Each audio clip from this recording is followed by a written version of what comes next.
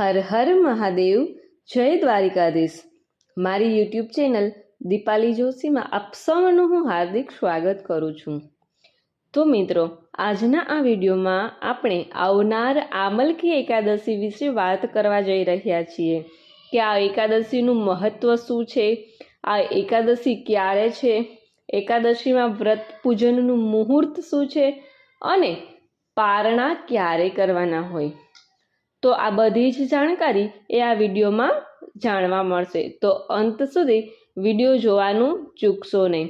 અને જો આ વિડીયો તમને સારો લાગે તો ચેનલને લાઈક, શેર અને સબસ્ક્રાઈબ કરવાનું ભૂલશો નહીં। ધન્યવાદ। શ્રી કૃષ્ણાય વાસુદેવાય હરયે પરમાત્મને પ્रणतक्लेशनाशाय गोविंदाय नमो नमः। દરેક એકાદશીની જેમ આ આમલકી એકાદશી પણ ભગવાન શ્રી હરિનારાયણને ખૂબ જ પ્રિય છે। આ એકાદશી પણ ભગવાન વિષ્ણુને સમર્પિત કરવામાં આવી છે। આમલકી એકાદશીનું વ્રત કરવાથી દરેક મનોકામના પૂર્ણ થાય છે અને જીવનમાં 4 પદાર્થની પ્રાપ્તિ થાય છે। આ 4 પદાર્થ કયા? તો કે ધર્મ, અર્થ, કામ અને મોક્ષ। અને એવું પણ કહેવાય છે કે આ દિવસે ભગવાન વિષ્ણુની સાથોસાથ મહાદેવ કહેતા ભગવાન શિવનું પૂજન પણ કરવામાં આવે છે। આ દિવસે લક્ષ્મી અને ભગવાન વિષ્ણુનું પૂજાનું જેટલું મહત્વ છે એટલું જ મહત્વ પાર્વતી અને ભગવાન મહાદેવનું પૂજનનું પણ ખૂબ મહત્વ છે। તો એવું કહી શકાય કે આ આમલકી એકાદશીના દિવસે હર અને હરિ બંનેની પૂજન અને અર્ચન કરવાથી શુભ ફળની પ્રાપ્તિ થાય છે અને જીવનમાં સકારાત્મકતાની પ્રાપ્તિ થાય છે। તો આ એકાદશી એ દરેકના જીવનમાં સારું કર્મ, સારું ફળ અને જીવનને પ્રગતિકારક બનાવે એવી આશાથી આ આમલકી એકાદશીનું વ્રત એ દરેક વ્યક્તિએ ખૂબ જ ભાવ અને ભક્તિપૂર્વક કરવું જોઈએ। આમલકી એકાદશીના દિવસે આંબળાના વૃક્ષનું પૂજન કરવાનું પણ ખૂબ જ મહત્વ છે। આંબળાનું પણ ખૂબ જ મહત્વ છે। આ દિવસે ભગવાન શ્રી હરિનારાયણને આંબળાનો ભોગ ધરવામાં આવે છે અને આ ભોગ ધરવાથી ભગવાન વિષ્ણુ એના ભક્ત ઉપર ખુશ થાય છે અને એના જીવનની દરેક સમસ્યાઓ દૂર કરી અને જીવનમાં સુખની પ્રાપ્તિ કરાવે છે। એકાદશીનું વ્રત કરવાથી મોક્ષની પ્રાપ્તિ થાય છે। મોક્ષ એટલે શું?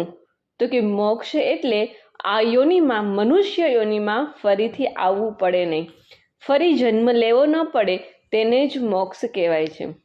જીવ જ્યારે જન્મ મૃત્યુના બંધનમાંથી મુક્ત થાય અને જ્યારે જીવને શરીર ધારણ ન કરવું પડે એને મોક્ષ કહેવાય છે। આ મોક્ષ ત્યારે જ મળે કે જ્યારે ભગવાન આપણને તેના ચરણમાં વાસ આપે અને આ ચરણોમાં વાસ ત્યારે જ મળે કે જ્યારે ભગવાનનું સ્મરણ કરીએ, ભગવાનની ભક્તિ કરીએ, એકાદશીનું વ્રત કરીએ અને ભગવાનની કંઈક કૃપા પ્રાપ્ત થાય। તો આ બધી જ વસ્તુ, આ બધું જ કર્મ પ્રાપ્ત કરવાનો ઉત્તમ દિવસ એ એકાદશી છે। આનું મહત્વ ભગવાન શ્રી કૃષ્ણએ પણ એના પોતાના મુખેથી ધર્મરાજ યુધિષ્ઠિરને જણાવ્યું હતું। કોઈ પણ દંપતી વ્રત ના કરે અને માત્ર ને માત્ર સ્ત્રી જ વ્રત કરે તો પણ એકાદશીના વ્રતનું ફળ એ પ્રાપ્ત થઈ શકે છે। પરંતુ આ એકાદશીનું વ્રત એ જે વ્યક્તિને શારીરિક તકલીફો હોય એ વ્યક્તિ ન કરે તો પણ ચાલે છે। પરંતુ આ આમલકી એકાદશીના દિવસે આમળાનું સેવન કરવાથી સ્વાસ્થ્યની પ્રાપ્તિ થાય છે। આમ તો વર્ષમાં 24 એકાદશી આવે અને એક મહિનામાં 2 એકાદશી હોય છે। જેટલી એકાદશીનું વ્રત થાય, શક્ય હોય એટલી વાર વ્રત કરવું જોઈએ। આ માર્ચ મહિનામાં પણ એક વિજયા એકાદશી અને આ બીજી આમલકી એકાદશી આવે છે। વિજયા એકાદશી એ 6 માર્ચે હતી। વિજયા એકાદશીનું વ્રત કરવાથી જીવનમાં વિજયની પ્રાપ્તિ થાય છે અને આમલકી એકાદશી એ 20 માર્ચે ઉજવવામાં આવશે। આ વ્રત કરવાથી, આમલકી એકાદશીનો ઉપવાસ કરવાથી જીવનમાં સ્વાસ્થ્યની પ્રાપ્તિ થાય છે. ફાગણ માસના શુક્લ પક્ષની એકાદશીને આમલકી એકાદશી તરીકે ઉજવવામાં આવે છે અને માન્યતા છે કે આ દિવસે ભગવાન વિષ્ણુ સાથે આંબળાના ઝાડની પૂજા કરવામાં આવે છે. આ એકાદશીને મનોકામના પૂર્ણ કરવાવાળી એકાદશી તરીકે પણ ઓળખવામાં આવે છે. આ દિવસે આંબળાના ઝાડની પૂજા કરવાથી શુભ ફળની પ્રાપ્તિ થાય છે. તો હવે આપણે જાણીએ કે પૂજાનું મુહૂર્ત શું છે અને આંબળાની પૂજાનું મહત્વ શું છે.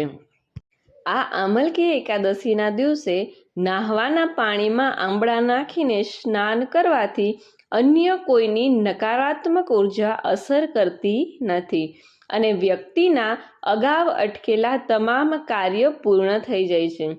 આનાથી વ્યક્તિને જાણતા અજાણતા કરેલા કોઈ પણ પાપો હોય તો એ પાપોમાંથી મુક્તિ મળે છે. તેમની મનોકામના પૂર્ણ કરવા માટે સવારે ઉઠી અને ભગવાન વિષ્ણુનું ધ્યાન ધરતી વખતે ઉપવાસ કરવાની પ્રતિજ્ઞા લેવી જોઈએ. ઉપવાસ એટલે શું? ઉપવાસ એટલે ભગવાનની સમીપ વાસ કરો અને ભગવાનનું પૂજન અને અર્ચન કરો.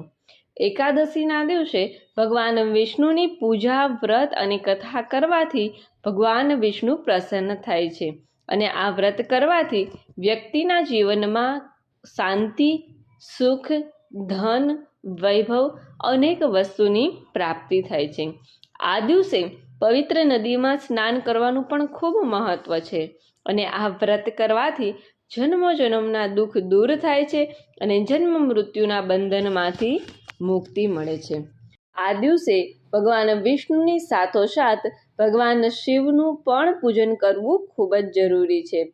ભગવાન વિષ્ણુને જેવી રીતે આંબળા ધરાવીએ એવી જ રીતે ભગવાન શિવને બીલીપત્ર તથા જલથી અભિષેક કરવો જોઈએ, શેરડીના રસથી અભિષેક કરવો જોઈએ, દુગ્ધાભિષેક કરવો જોઈએ કે કોઈ પણ રીતે જેવી શક્તિ હોય એ પ્રમાણે ભગવાન શિવને પણ રીઝવવા જોઈએ. મા પાર્વતીને આજના દિવસે અનેક પ્રકારના આભૂષણો ચડાવવા જોઈએ. ભગવાન શ્રી હરિનારાયણની સાથોસાથ ભગવાન મહાદેવનું પૂજન અર્ચન કરવાથી જીવનમાં દરેક પ્રકારના દુઃખ દૂર થાય છે અને આ એકાદશીના દિવસે દરેક જરૂરિયાતમંદ વ્યક્તિઓને યથાશક્તિ કંઈ ને કંઈ અર્પણ કરવું જોઈએ. પશુ, પંખી આ બધાને ભોજનની વ્યવસ્થા કરાવવી જોઈએ. પક્ષીઓને દાણાની તથા ગાયો, ભેંસો અને આ જ દિવસે નંદી કહેતા બળદનું અનેક રીતે લાલન પાલન કરવાનું પણ ખૂબ મહત્વ છે, કારણ કે નંદી એ ભગવાન શિવનું વાહન છે.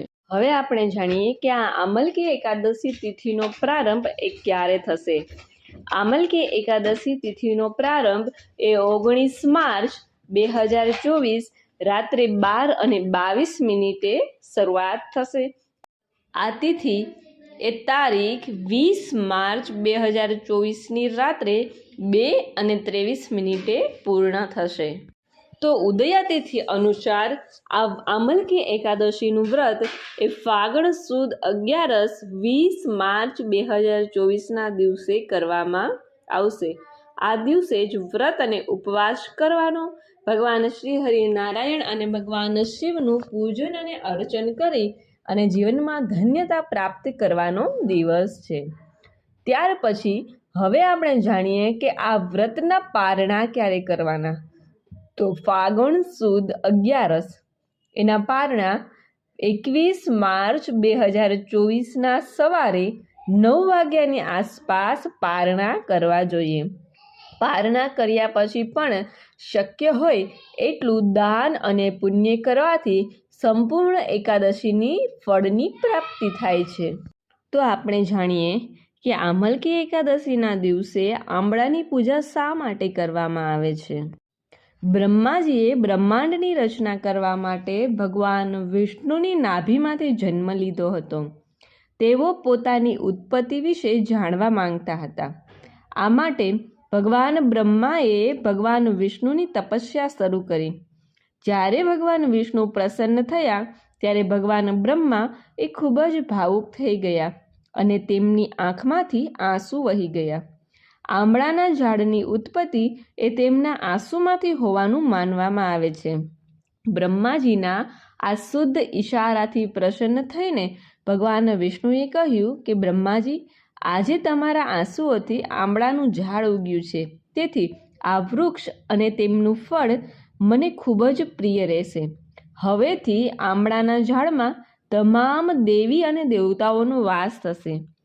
જે કોઈ વ્યક્તિ આમલકી એકાદશીનું વ્રત કરશે અને વિધિઓ અને વિધાનપૂર્વક આંબળાના ઝાડ નીચે મારી પૂજા કરશે, તેની તમામ મનોકામના પૂર્ણ થશે, તેનો પાપોનો નાશ થશે અને મોક્ષની પ્રાપ્તિ થશે.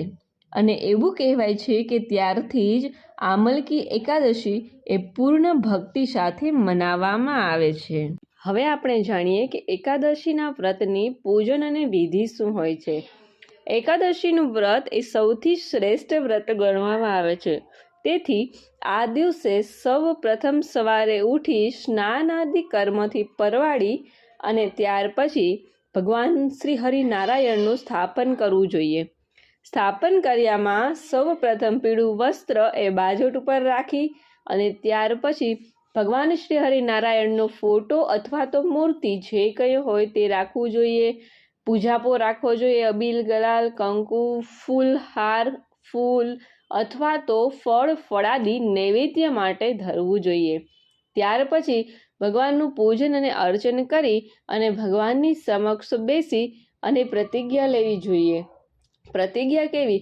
તો કે આ એકાદશીના દિવસે ફળાહાર કરીશ, નિર્જલા એકાદશી કરીશ કે પછી એકટાણું કરીશ. આ દરેક વાતની પ્રતિજ્ઞા એ ભગવાનની સમક્ષ લેવી જોઈએ અને ત્યાર પછી વ્રતની શરૂઆત કરવી જોઈએ.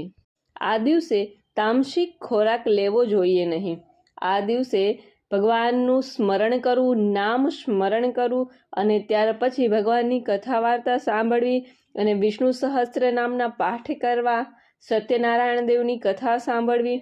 બને એટલું ભગવાનનું નામ સ્મરણ કરવાથી જ આ એકાદશીના પુણ્યની પ્રાપ્તિ થાય છે. અને જો અન્ય કંઈ પણ ન આવડે તો માત્ર ને માત્ર હરે રામ, રામ રામ હરે હરે, હરે કૃષ્ણ, કૃષ્ણ કૃષ્ણ હરે હરે અથવા તો શ્રી કૃષ્ણાય વાસુદેવાય હરયે પરમાત્મને પ્રણતકલેશ નાશાય શ્રી કૃષ્ણાય નમો નમઃ. આ મંત્રનો 108 વાર જાપ કરવો જોઈએ. 11, 21 કે 51 જે કંઈ માળા થાય એ માળા કરવી જોઈએ. એકાદશીના દિવસે જેમાં શ્રી હરિનો વાસ છે તેમજ ત્રિદેવોનો વાસ છે એવા પીપળાનું પૂજન કરવું જોઈએ. અને ત્યાર પછી તુલસીજીનું પણ સવાર સાંજ પૂજન કરવું જોઈએ. દીપ પ્રજ્વલિત કરવો જોઈએ. તુલસીજીની સમક્ષ નૈવેદ્ય અર્પણ કરવું જોઈએ. અને તુલસીજીનું પૂજન કરવાથી પણ મા લક્ષ્મીજી અને શ્રી હરિનારાયણની કૃપાની પ્રાપ્તિ થાય છે. આ દિવસે ગાય માતાનું પણ પૂજન કરવું અવશ્ય છે, કારણ કે ભગવાન કૃષ્ણને ગાય અત્યંત પ્રિય છે અને તેથી જ ગાય માતા એ સૌથી શ્રેષ્ઠ પૂજનીય ગણાય છે. તો આ દિવસે ગાય માતાને ગોળ અને રોટલી અવશ્ય ખવડાવવા જોઈએ. અને અનેક રીતે જે કઈ રીતે આપણે સક્ષમ હોય એ રીતે દાન અને પુણ્ય જરૂરથી કરવું જોઈએ. અને ભગવાન શ્રી હરિનારાયણને પ્રસન્ન કરવા માટે અનેક પ્રયત્નો કરવા જોઈએ.